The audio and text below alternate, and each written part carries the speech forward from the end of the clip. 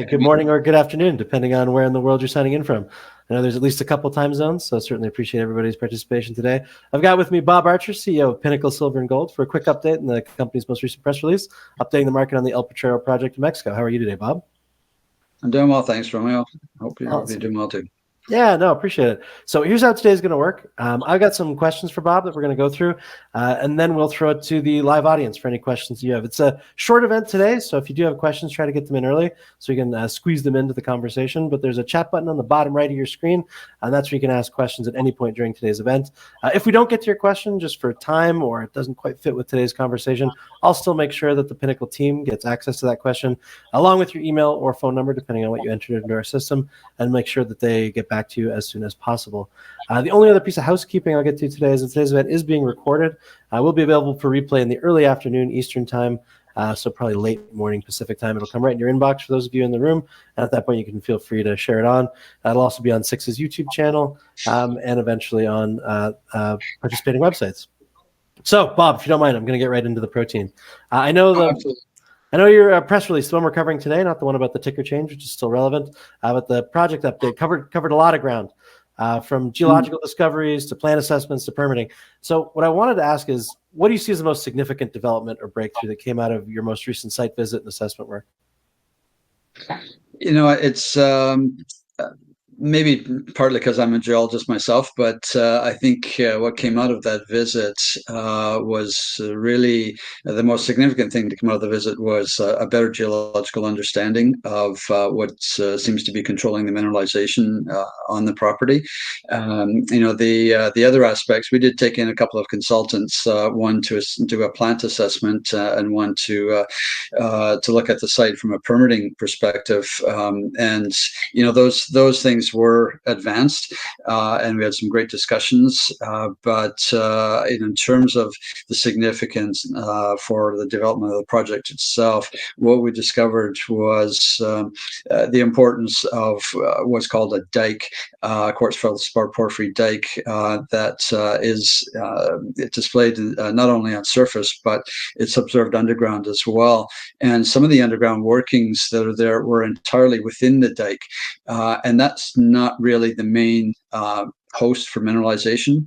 And so, what that means in practical terms is that much of the underground workings were not actually in the mineralization. And so that leaves, extensions of the vein structure completely open. And, we found the one contact of the vein was exposed in some places underground, but the other contact wasn't. And so we still don't really have a full appreciation for the width of the vein structure. In some places, we're estimating it's about 10 meters or maybe even a little bit more, which is pretty significant. So we're not talking, narrow vein, half a meter type things. And so, so that was significant in a number of different ways, because it sort of increases the upside, if you like, and as to what we think we might be dealing with here. But it also changed the approach from an exploration and development standpoint, because we started to think more seriously about moving towards underground drilling faster than we might have otherwise, in order to explore the extensions of that vein in the underground workings. So I think that was probably the most significant breakthrough, if you like, in terms of our thinking from the visit. But it was a great visit all around. No, really appreciate that. I always like to hear just the hits and highlights from your perspective, so I think that's helpful. I know the press release mentioned you're planning both underground and surface drilling programs. So what's the estimated timeline and capital requirement to move from current sampling all the way through to production, and really what's the plan to finance it? Yeah, so I guess from that standpoint, we are looking at rehabilitating the plants and the drilling and so on. So we're putting all of that together now. We're just waiting for a sort of a formal assessment and cost analysis of the plant rebuild. And one of the most significant things to come out of the visits from that standpoint was that the plant site, because it was in production before, so it is a disturbed site, and the plant itself, the foundation is solid. The infrastructure, the framework, all of that is solid and intact. So we don't need to start from scratch in terms of a complete rebuild or a complete build if you were building it new, so that's super important, because then we can just go in and look at replacing the individual components, the mechanical equipment, like crushers and a ball mill and compressors and things like that. So that'll really help to keep the costs down. And so that's until we get a formal proposal, we won't know really what we're dealing with in terms of cost. But from a high level estimate at the moment, we're sort of thinking in the $2 to $3 million range US. To rebuild the plant, so that's kind of what we're working with at the moment, and I think it's quite possible that once we get that formal proposal and we have a much better idea of what what it's going to cost and the timelines and so on, we may be able to start talking to people about potential offtake agreements. Sure. That an advance loan against that, and that would help to pay for the rebuild of the plant. Great. And speaking of the plant, I'd love if you could just provide, just for folks who might not understand the difference, what the expected capex is for that rehabilitation versus building new, just so people understand the rationalization, and also what production rates you're targeting in year one. Obviously, it's a target, but what are the production rates you'd be targeting right off the bat? Yeah, so what we've been told by the consultants is that because we have to replace the some of those major components like the crushers and the ball mills and so on, that now is the time to decide what size we want the plant to be. So we'd been told that it was previously running at about 100 tons a day. That's sort of ballpark. But if we're going to be putting in new equipment, then we can sort of choose that level ourselves based on what we think we can do. So that's where the geological side of it really comes into play, because as we commence with the drilling program, we'll get a much better sense of what we might be able to develop in terms of resources, and then that in turn feeds into the plant. So for now, we're more or less working with that 100 ton a day scenario, and then we can adjust that going forward, depending on what we find, with the drilling. But we'll do a kind of a sensitivity analysis on that, and say, okay, what would it cost if we wanted to go to, say, 150 tons a day or 200 tons a day with slightly larger equipment, and then what kind of resource we would need to establish that and so on. So for now, we're kind of targeting or working with that 100 ton a day scenario, and based on what we've been told from the old production records and previous sampling, which has more or less been confirmed by our own sampling, is that we're probably looking at about 10 to 12 grams per ton gold equivalent in terms of head grade. So if we can maintain that, that would be great. The other thing to keep in mind too is that we'll have to do a sort of a cost benefit analysis. The higher the grade, the better your margins, but sometimes there can be a huge cost saving by going with a larger tonnage. So you would take some of the lower grade material from underground as well. So you lower the cutoff, which brings down the average grade. So we might end up producing a head grade of maybe 6 to 8 grams per ton instead of 10 to 12. But what that does then is significantly increases the tonnage.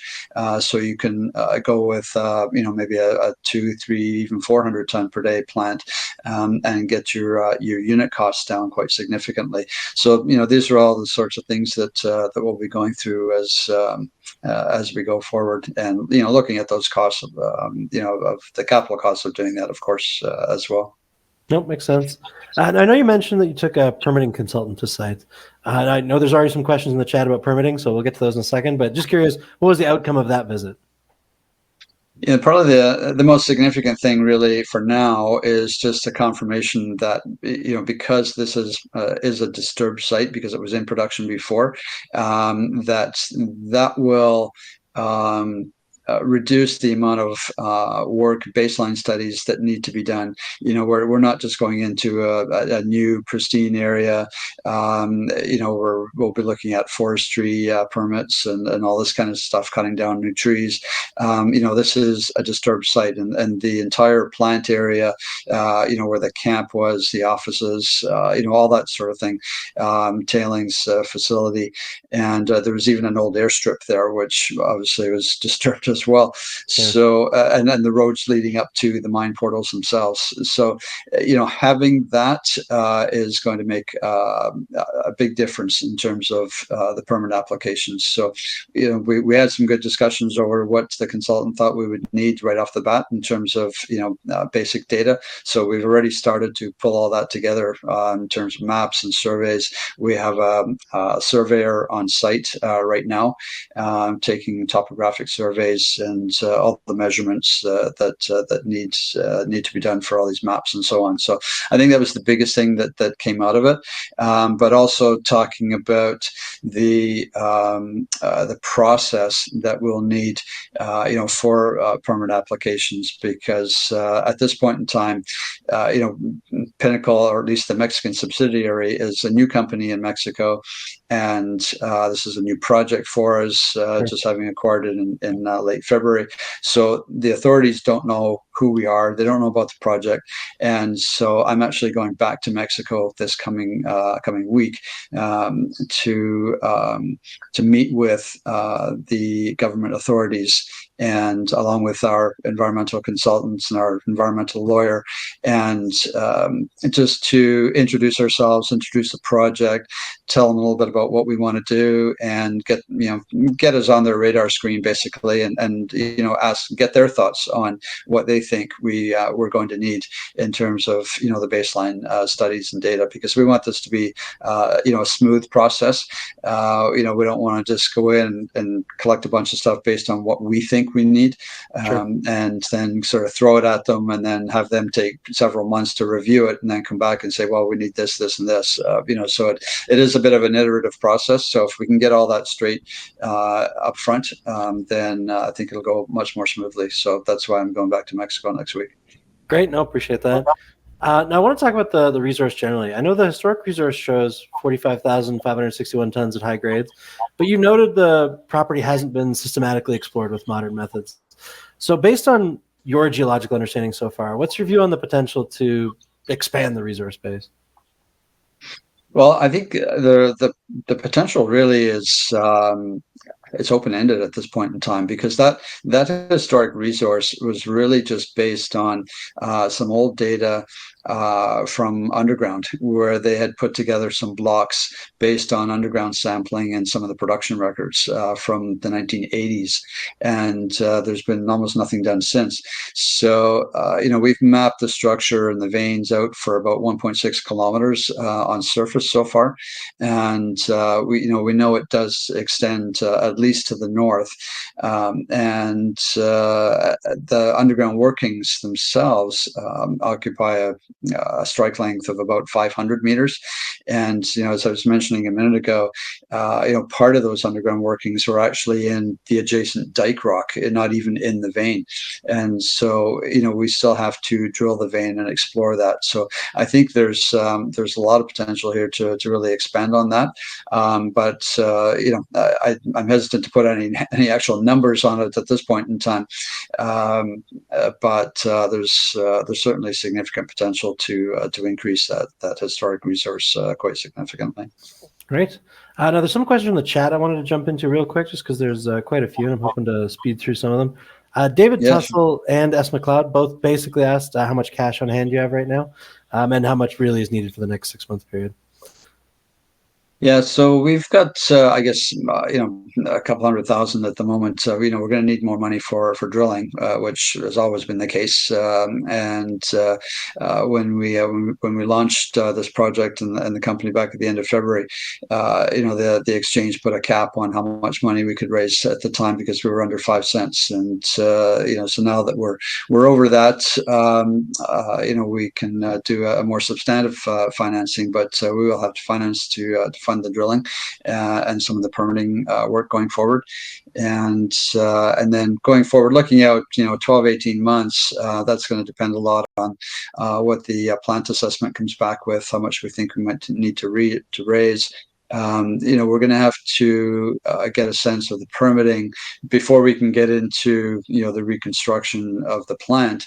We're going to need to permit that, obviously, and so we'll need to get a sense of timing, from the government authorities as to what we might be looking at there. And then, of course, there's the actual procurement process from vendors and all that sort of thing. So building a camp. So it's a bit of a process, and we're just at the very beginning of all of that. Yeah, it's the exciting beginning. Somebody in the chat asked, they know El Potrero was a past producer. I think you touched on this, but they just want to know what was extracted. Like, what was past production look like? That's a good question. I wish I knew. Unfortunately, there are no old records from those days. It was privately owned, and the last time it operated was in 1990. So it was 35 years ago. The old production records have been lost, and so we really don't know. How much was produced, and so all we have in terms of data really are some old maps and sections from underground indicating that those old blocks were in that range of 10 grams per ton gold equivalents. So that's about all we have to go on at this point. I appreciate that. Sometimes, you get the information you get. David in the chat asks, what's your grade expectations for potentially 30 meters in width? Would this be an open pit or just underground?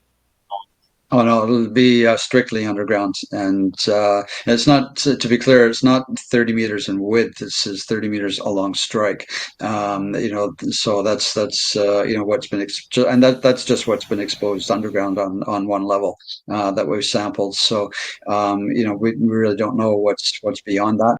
And from what we've seen in one of the other veins or one of the other mines, the vein width could be in excess of 10 meters in places, but not the entire vein is typically not mineralized, to the extent that it would be mined. The grades would be lower, below cutoff probably. So, that's where, I was suggesting that we might want to average it down a little bit in order to increase the tonnage. But these vein deposits typically have what we call ore chutes, or in Mexico, they call them clavos. And these are typically in that maybe 30 to 50 meter length. And, in terms of vertical extent, which we don't know yet, they can be, a few hundred meters within these types of deposits, these epithermal deposits. They don't extend for, hundreds or kilometers. Hundreds of meters or kilometers to depth, the way they do in Canada. That's it's a very different type of mineralization, type of deposit. But that's basically what we're dealing with. But it'll definitely be underground. Perfect. No, thank you. I got two questions on permitting, so they're similar, but I'll try and separate them by type. So S. McLeod notes that Durango is an excellent silver jurisdiction, but curious on your take on Mexico's federal permitting process, and they're curious if you see any quote-unquote government issues in the future for Pinnacle. I guess no matter where you are in the world, there's always a potential for government issues. But but no, I appreciate the question, and we're at the moment we're starting at the state level because we know Durango is a good mining jurisdiction, and so that's where I'm going next week, is to Durango City, and we will meet with the state representatives of Semarnat, which is the federal environmental jurisdiction. So want to get a better sense from them as to what we're going to require and establish a good relationship with them, because we have to go through that that process. You start at the state level, but we'll also want to provide evidence that there is support at the municipal level as well, which we're pretty confident we'll get that, because the Topia district is a mining district, and we're surrounded by 4 operating mines. So I think we're pretty confident at the municipal level and even at the state level, but they still have to work within federal jurisdiction. So that's where it gets a little bit blurry, perhaps, in terms of what they're going to require. But I think the fact that it is underground, it's not open pit, and it has a smaller footprint. It's already a disturbed site, so all of these things are working in our favor. And so that's the way we're going to be approaching it, and just trying to convince the authorities that we really don't need to go get into a massive environmental study and years long permitting process. That this should hopefully be fairly straightforward. Great. Someone in the chat notes that unions in Durango have a strong presence at mine sites, and they're curious if you're going to be meeting with them or have any plans to meet with union groups on your trip to the region. No, certainly not at this point. One of the things that we were always very proud of within Great Panther, when we brought the Topia mine back on stream in 2006 and operated it through until they sold it in 2021, I believe, to Great Panther Silver. So during that entire time, the Topia mine was never unionized, and neither was the Guanajuato mine. So within Great Panther, as long as I was CEO for 13 years, none of our operations were unionized. We always treated our employees well, we paid them well, and there was never any reason to for them to get unionized. And with a small operation like Potrero, we don't see that's going to be an issue there either. So that would be our approach, to stay non-unionized and just treat our people well. Awesome. No, appreciate that. And I know we are towards the end of the time frame I gave folks for the beginning of this webinar. So one thing I did want to ask you, Bob, what are you most excited about for the second half of this year, and what should investors be on the lookout for? Well, to be honest, just the overall timing. The market really seems to be picking up now, and with gold and silver still being strong, the market sentiment has improved dramatically. So I think our timing in terms of launching the El Potrero project and the great results that we're getting to date is going to dovetail with that timing and market sentiment. So I'm confident that we can build on that, and this should develop into a very nice initial project for us. Awesome. Well, Bob, thanks so much for joining me for give some context on the most recent release. Thanks everybody who asked questions in the chat. And if you think of the perfect question to ask right after the event ends, as I often do, please still feel free to shoot it in. I'll make sure that the Pinnacle team gets it. But Bob, thanks again. This was great.